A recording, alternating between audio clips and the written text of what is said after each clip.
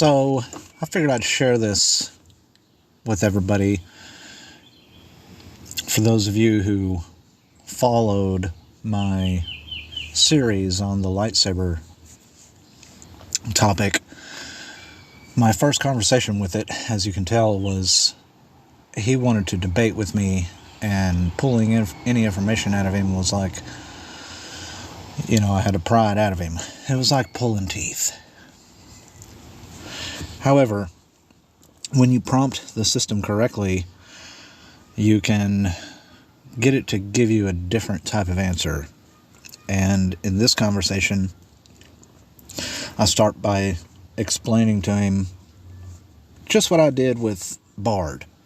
I say scientists for years of all kinds have said that we lack the technology to construct a lightsaber, as the principles of a lightsaber are containing super hot plasma within an electromagnetic field. However, I believe there is another approach which has been drastically overlooked. Instead of trying to contain the plasma within an electromagnetic field, why not use electrical plasma, which can be steered and controlled with a complex frequency and by generating a standing wave? Is this not correct?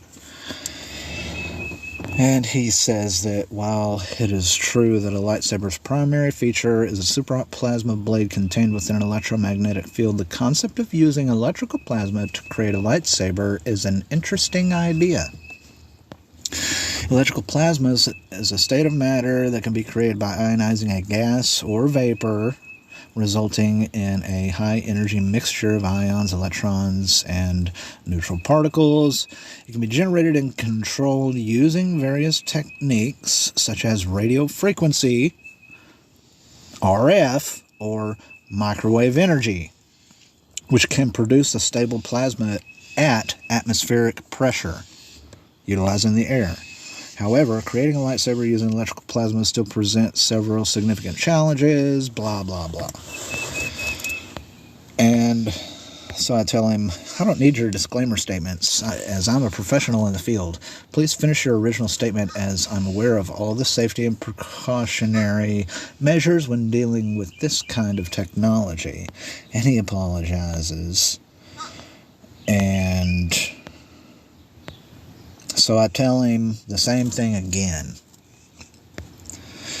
And he says, you're correct that using electrical plasma could be a potential alternative approach to creating a lightsaber, as it has the advantage of being more easily steered and controlled than a superheated plasma contained within an electromagnetic field. Yes, it's a better approach, a more reasonable and practical and easier approach.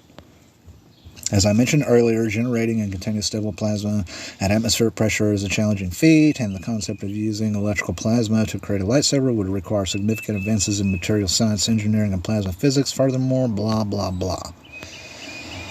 So I tell him I've come up with the perfect recipe to be able to construct such a device, as it would be a complex device, for it would incorporate multiple technologies such as infrared pulsed lasers, Tesla coils, or plasma flame circuit generators similar to Tesla coils, arranged in a phased array setup for total control of the plasma emission, and modulated to produce an audible hum similar to the lightsaber. The laser side of the system would pulse a nanosecond duration infrared laser to create a laser-induced plasma channel, which would be focused with a lens which is adjustable so that the appropriate length of the focal length could be achieved, so that the plasma channel would be limited to about 36 inches. Once the plasma channel is established from the laser pulse, electrical RF energy from the plasma generators is then injected into the plasma channel created by the laser.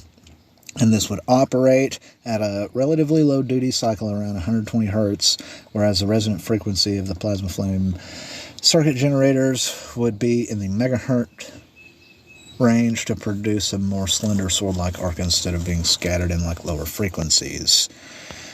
And he tells me that my proposed recipe for a lightsaber is an interesting and complex one, and it incorporates several technologies such as laser-induced plasma, Tesla coils, and plasma flame generators. It's possible that such a setup could generate a plasma channel that is sufficiently stable and compact to form a practical blade, and using a phased array setup to control the plasma emission could allow for a degree of precision in shaping and directing the plasma.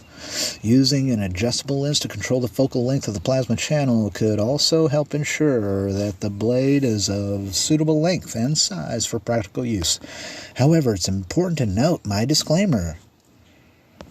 And so I tell him additionally, I can be able to change the colors by adding aluminum oxide or different oxide materials. And he's like, yep, you sure can. For example, introducing sodium components like sodium oxide can create a yellow color, while copper oxide can create a blue or green color. However, it's important to note that introducing materials into the plasma could also have other effects, such as altering the properties of the plasma or the heat generated by the blade. Furthermore, it's worth noting that the color of a plasma discharge is also influenced by other factors such as the gas composition and the temperature of the plasma. So while introducing material at the discharge point could influence the color of the plasma, achieving a specific color may still require careful tuning of multiple parameters. Yes, I'm aware. In summary, blah, blah, blah. And so I tell him, furthermore, if two of these devices were created and both operated at the same frequency and both operated in phase of each other, the beams, if they interacted, would repel each other just like a real lightsaber. And he says, it's true that if two lightsabers were created with plasma blades that were generated using the same frequency and were in phase with each other, the plasma beams could potentially interact with each other in a manner similar to the way lightsabers are depicted in popular culture. In such a scenario, the plasma beams could experience a repulsive force when they come into contact with each other due to the high energy and charged nature of the plasma. This effect is known as the Coulomb force, which is the electrostatic force of attraction or repulsion between electrically charged particles. And it's important to note his disclaimer.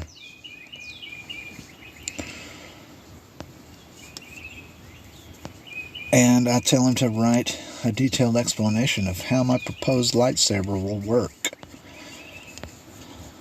And he does. And it goes on and on and on. And we go into detail about this thing. Detail.